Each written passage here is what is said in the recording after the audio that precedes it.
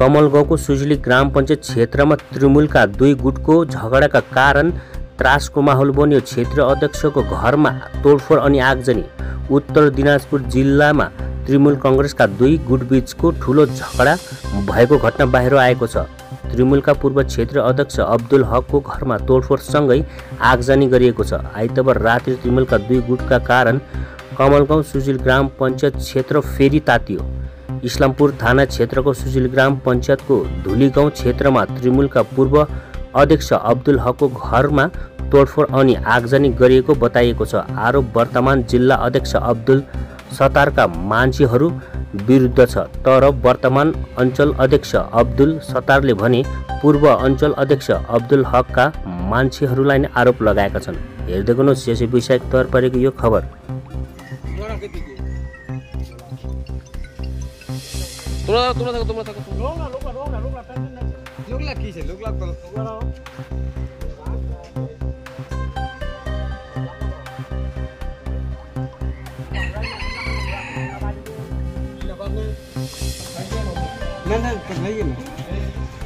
रहिए अपना दुकान में खाए नहीं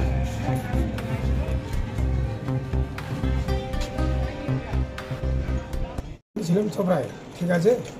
এখানে দেখছি কি সন্ধ্যার সময় 7টা না 8টার দিকে মোটামুটি 8টার দিকে এখানে বলছে পার্টিওয়ালা আসছে, ঠিক আছে। তারপরে বলে গুলিগুলা করলো না, বম ফেলো। তারপর আমার স্যাটারগুলো তুলে ভাঙে ও নিয়ে কি সামানগুলো নিকলে নিলো। একটা গাড়ি নিয়ে গেছে, কম্পিউটার নিয়ে গেছে, আদার্স সামানগুলো ছিল ওগুলো নিয়েছে, একটা খুশি নিয়ে গেছে, ক্যাশ নিয়ে গেছে 1.5 লাখ। বললাম এরা কারা লুটপাট চালালো? এরা তো আব্দুল সত্তারের লোক ছিল। সত্তারের লোক ছিল। নতুন অঞ্চল প্রেসিডেন্ট নতুন না সত্তারের লোক ছিল। এগুলা বলে লাভ নাই। এখানকার আশপাশের যে লিদু মোহাম্মদ আছে, যতগুলা এগুলা লোক আছে, এইগুলাই করেছে এই কাজটা। আচ্ছা, আপনারা কার লোক? আমি কারো লোক না, আমরা কারো লোক নাই। আচ্ছা, আব্দুল কি হবে আপনার? আব্দুল আমার ভাই হয়, এইটাই। আপনার ভাই হওয়ার কারণে কি আপনার বাড়িতে আক্রমণ? এইটার জন্য ওর ভাই না, তো কাউকে আপনি জিজ্ঞাসা করতে পারেন যে আমি কোনোদিনে পার্টিতে গিয়েছি না, কোনো মিটিং মিছিলে গিয়েছি না, আমি পার্টি করছি, আমি ব্যবসা করি, আমি এখানে থাকি। কি নাম আপনার? জমশেদ আলম। কি চাইছেন এখন আপনি? আমি চাইছি এটার সবিচার হোক, সত্য বিচার হতে চাই। ঘটনাটা তো আমি বলতে পারছি না, আমি তো পুরো নিউট্রালে আছি, সাইলেন্টে আছি। এবার সাক্তার লোকজন জামায়াত করছে ঢুলিগাঁ মোড়ে লোকজন জামায়াত করে ও প্রেজেন্ট থাকাকালীন উনি উপস্থিত থেকে সাইটে লোকজন দিয়ে আমার বাড়িঘর ভাঙচুর করেছে, গোডাউন লুট করেছে, তারপরে আমার হুটখোলা গাড়িতে আগুন দিয়েছে, আমার পার্টি অফিস ভাঙচুর করেছে। পাশে আমার ভাসুরের দোকান ছিল সিএসপি, তারপরে আর কি যেন দোকান ছিল, ওর 2টা দোকান, ওর দোকান লুটপাট করছে, ভাঙচুর করেছে, বাইক টাইক ওর লুট করেছে। তো আমি এটা বুঝতে পারছি না আব্দুল সত্তার কি আদৌ টিএমসির প্রেসিডেন্ট, সভাপতি পঞ্চায়েতের, নাকি অন্য কিছু। উনি কি এটা আমার সঙ্গে ব্যক্তিগতভাবে করছে? এই যেদিন থেকে উনি সভাপতি হয়েছেন অঞ্চলের, একটার পর একটা যে আমাকে আক্রমণ করছে। তো একজন অঞ্চল সভাপতি টিএমসির হয়ে একজন টিএমসির প্রধানের পর এইভাবে নির্মমভাবে অত্যাচার কেন করছে আমি বুঝতে পারছি না।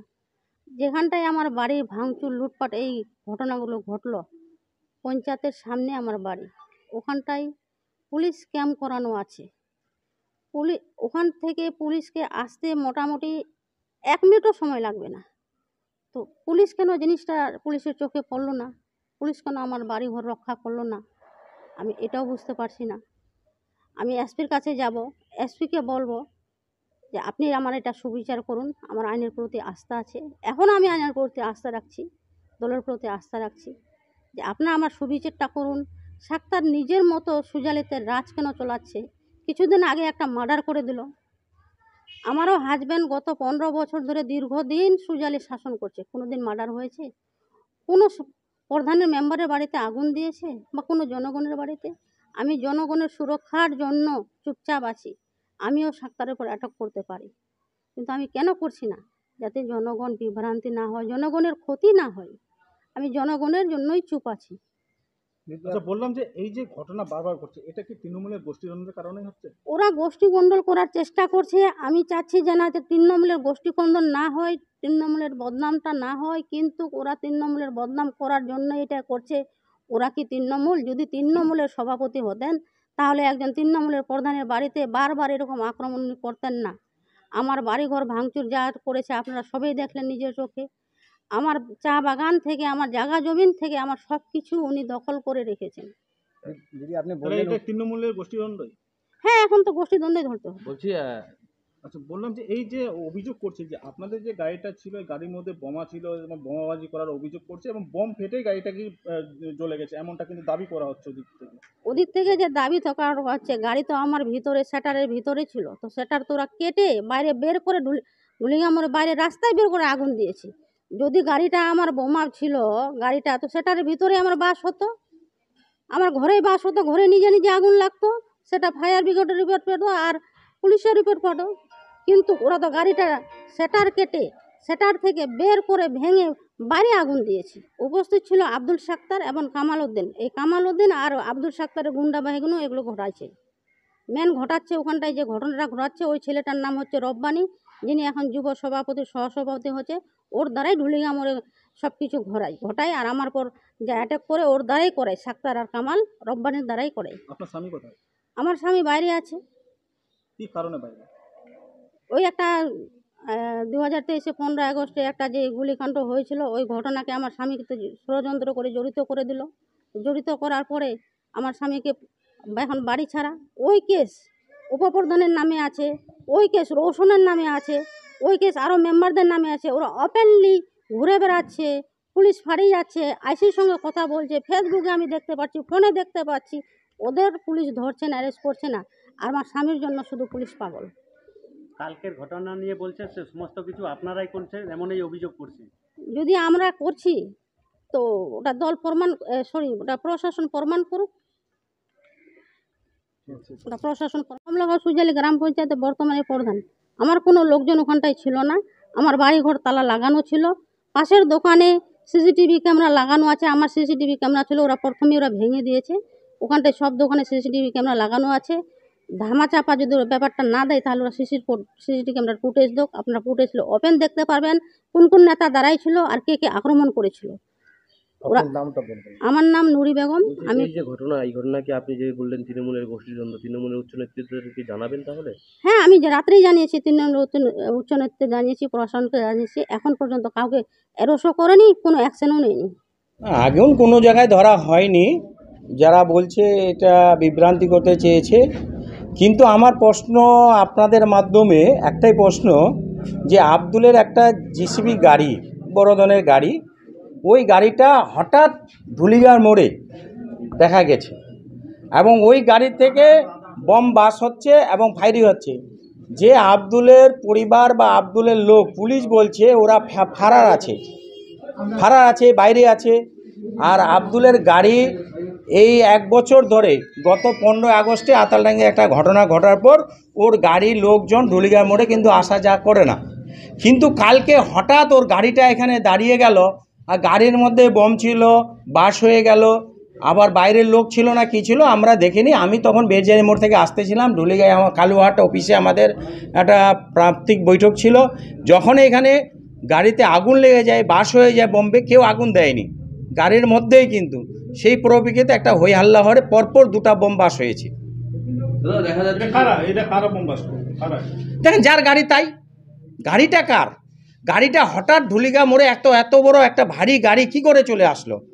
ওনার গাড়ি থাকার কথা বাড়িতে, এখানে তো গাড়ি রাখার কোনো প্রয়োজন নেই। যদি উনার গাড়িটা হয়, ওই গাড়িটা আমরা 1 বছর ধরে কেউ এলাকার মানুষ দেখেনি, আপনি প্রমাণ নিয়ে নেবেন। কিন্তু ওই গাড়িটা হঠাৎ ঢুলিগা, তখন জনশূন্য ছিল, কোনো লোকজন ছিল না, জনশূন্য ছিল, সবাই মিটিংয়ে চলে গেছিলো কালুহাটে, কোনো আমাদের তৃণমূল কংগ্রেসের লোক ছিল না। হঠাৎ ওই গাড়িটা এসে হঠাৎ বম বাস, হঠাৎ গাড়িটাতে আগুন নিয়ে গেল। এটা নিয়ে আমরা আতঙ্কই আছি, গাড়িটা কিভাবে আসলো, কিভাবে বম বাস হলো গাড়িতে। গাড়িটা যার, ওই বলবে আব্দুল বলছে আমার গাড়ি, আব্দুলের বউ স্টেটমেন্ট দিচ্ছে। তা আব্দুলের বউ স্টেটমেন্ট দিচ্ছে, তা আব্দুলের গাড়িটা বা ওর বোর বা ওর ভাইয়ের গাড়িটা হঠাৎ সেখানে কি করে এলো? ওই গাড়িতে বম ছিল, বম বাস হয়ে গেছে। বোমাবাজিও হয়েছে কি কালকে? না, গাড়িতেই বম ছিল, গাড়ির মধ্যেই বম বাস হয়েছে, বাইরে থেকে দুটো আওয়াজ এদিক দিয়ে শোনা গেছে, কিন্তু কারা করেছে কে করেছে আমরা এখনও পর্যন্ত জানি না। এটা কিন্তু আপনার মাধ্যমে বলতে মানে এলাকার মানুষ, সুজালি এলাকার মানুষ, এই যে উনি দীর্ঘ 10 বছর পঞ্চায়েত চালাইছেন, ওনার বউ 5 বছর চালিয়েছে, অন্যান্য 5 বছর, ওই যে গত পঞ্চায়েত নির্বাচন থেকে মানুষ একটা রায় পেয়েছে, সাহস পেয়েছে, ওর প্রতিবাদ করার মতো সুজালি অঞ্চলে 10 বছর ধরে কেউ ছিল না।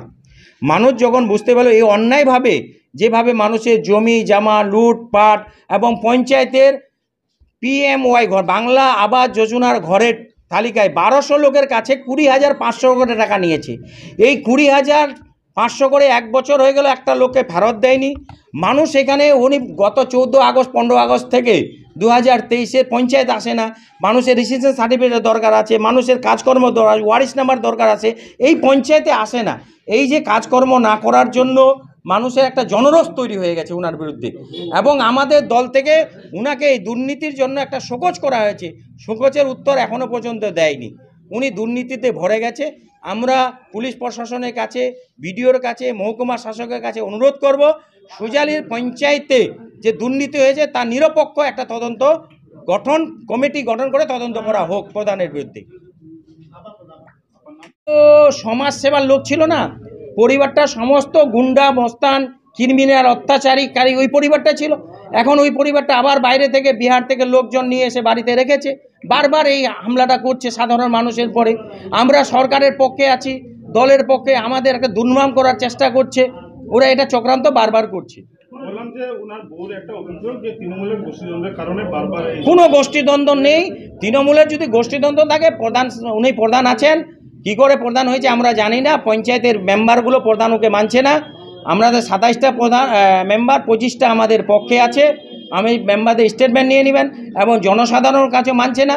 আইনি ব্যাপার আছে, আইনি ব্যাপারটা আমরা চলছি, লড়ছি, আইনি ব্যাপারটা যেটা আমরা দেখা, কিন্তু ওরা আমাদের দলের কেউ নয়।